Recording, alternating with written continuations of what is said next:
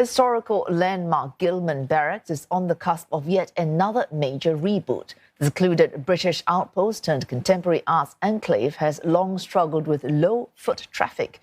Now Singapore wants to give the estate a new lease of life by transforming the verdant hideaway into a vibrant lifestyle hub. Rebecca Mateo with this report. It's surrounded by lush greenery and boasts a rustic colonial charm. But the tranquility here at Gillman Barracks may have been lost on many. Many galleries have closed shop and sought greener pastures, citing poor sales and a lack of diverse businesses to draw in crowds. I think over the last few years, the F&B offerings here might not have been impactful enough, I guess. Yeah, or maybe we really need cafe, but we don't have a single cafe here. The biggest one is footfall. You know, with even with weekends, even with evening, we don't get a lot of people coming. The Singapore Land Authority wants to change this by transforming the 6.6 hectare site into a lifestyle enclave with more tenants.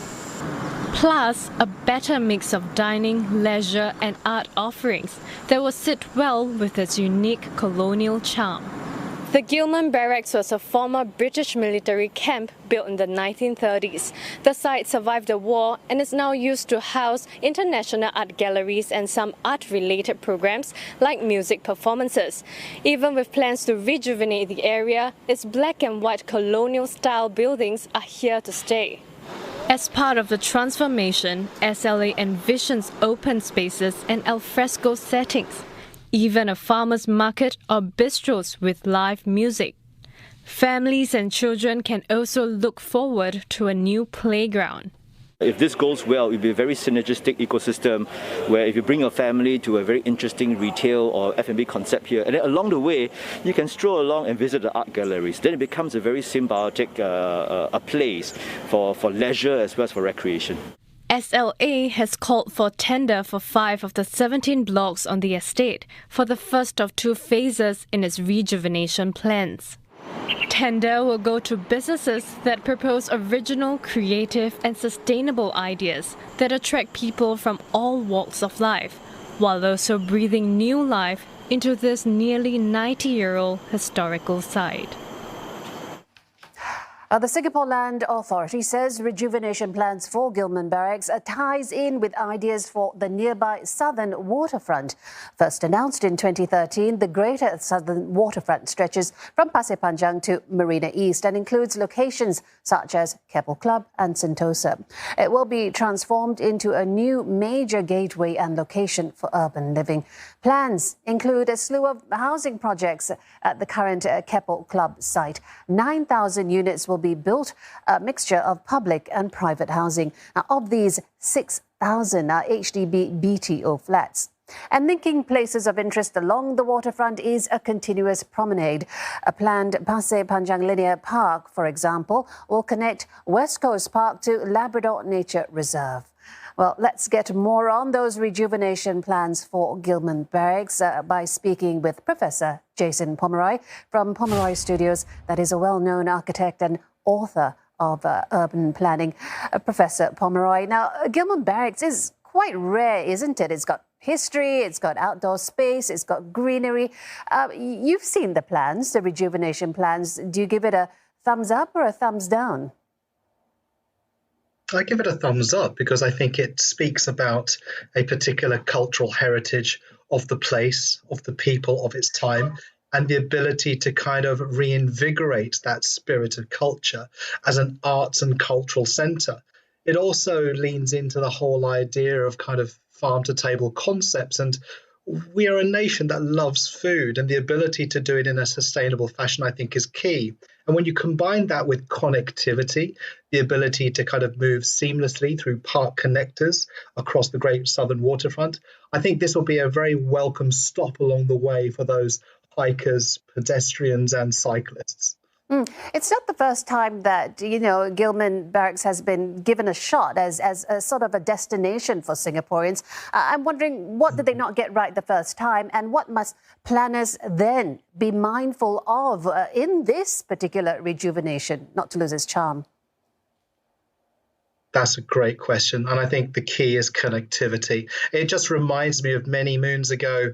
If you look at Borough Market and the Bankside Power Station in London, which were effectively places that were a bit of a trek, but the ability to rejuvenate the Thames waterfront and turn Bankside into Tate Modern and then transform Borough Market into this destination of food and beverage and retail. The fact that it becomes a destination of excellence and is then connected to the water that provides seamless movement for the pedestrians was a great example of how things can be a rejuvenation model. And I think that's what we're going to be seeing here in Gillman Barracks. I'm really looking forward to the prospect of that. You're absolutely right, because, Gillman Barracks is, after all, sitting within the larger development of that great southern waterfront. And that's an area that encompasses so many known spots like Sentosa, Labrador Park, Keppel, Holt Park, Alexandra. How do you think it's going to feed into the changes we're going to see in this whole area?